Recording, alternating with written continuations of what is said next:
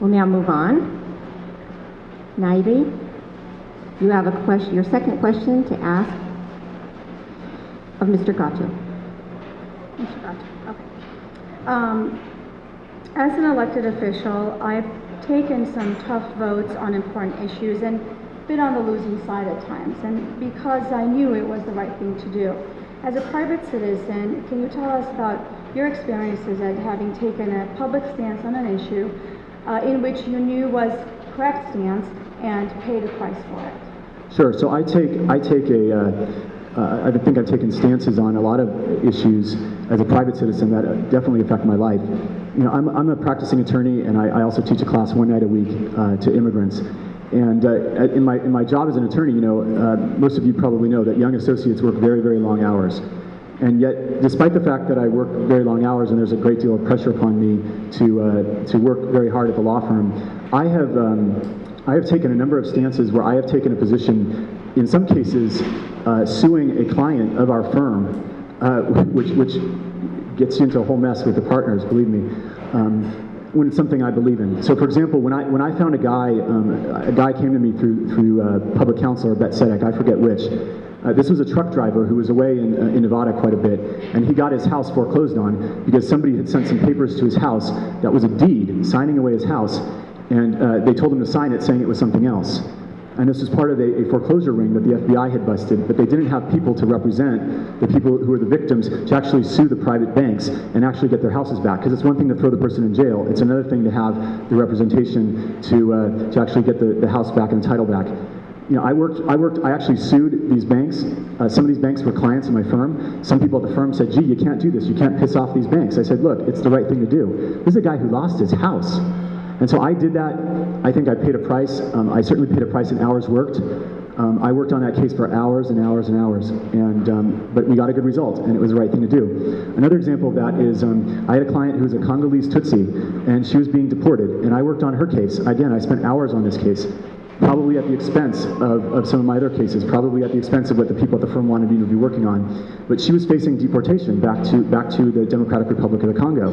And her entire family, I'm talking everybody, every single member of her family had been raped or murdered. And you know, I worked on her case for months, and I was able to get her to asylum in this country. And so, yeah, I mean, I've taken these stances many times, and I think I've paid the price in blood, sweat, and tears. Thank you. 30 seconds. Not so much of a rebuttal because it's nice to hear more about your work. And it is going to be very critical in Sacramento to be able to make very, very difficult and tough decisions because we are in a very difficult financial crisis. And so coming from the Board of Education, I have had to make very difficult, unpopular decisions to stand up for students and to stand up for classrooms. And anyone who's there is going to have to do that as well. Thank you. You now have the opportunity to ask Mr. Karoglian. That's right, Shah is fine. You now have the opportunity to ask Shahid a question.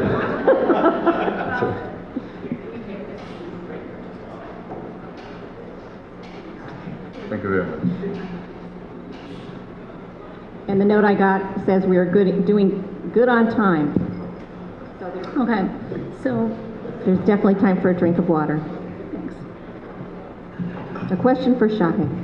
And, you've been involved in local communities and also on the police force's community information officer. How do you see experience in local government being useful for serving in the state assembly? Nice question. Thank you very much. That brings up 12 years of my experience that needs to be put in a better perspective in order to create harmony and cooperation between law enforcement or the city government and assembly. In fact, it was during Assembly Member Scott Wildman's era that he approached the Glendale Police Department because he was also concerned. And this shows concern and commitment from an individual who is not just sitting in Sacramento, but he is also concerned about the communities where he serves. He was concerned about the number of crimes that were taking place in Glendale. And at that time, we were experiencing a lot of extortion-type crimes, up to the point that we were having individuals being kidnapped for obviously extortion purposes. And he and I worked tirelessly in order to put together a plan, which eventually was presented in the Assembly, first Assembly Subcommittee, and then after it passed, it was presented to the General Assembly. The plan was the following. We meaning this plan was to establish a hotline for all those individuals, specifically minorities, because of wherever they come from, they have this concern and fear that if they approach law enforcement and report about a crime, they themselves will become victims of the crime or the targets of the crime. So the intention was to establish this hotline, operated by bilingual at least, if not multilingual individuals within the Glendale Police Station. The purpose was to have the individual, just like WeTip type of an approach, to report crimes wherever they were taking place without putting the individual, meaning the reporter's life, in danger. Fortunately, well, I guess unfortunately now, while we were working on it in Sacramento, the Glendale City Council did not want to participate in funding. The first year funding was to be allocated by the Assembly, by the government, the state government, with the understanding that from that point on, the city of Glendale was going to pick up the tab and continue with it, and the council at that time did not vote for it, and that died. Okay. We will now move on to Mr. Gatto. Oh, I think you have a 30-second response time. No rebuttal. Okay.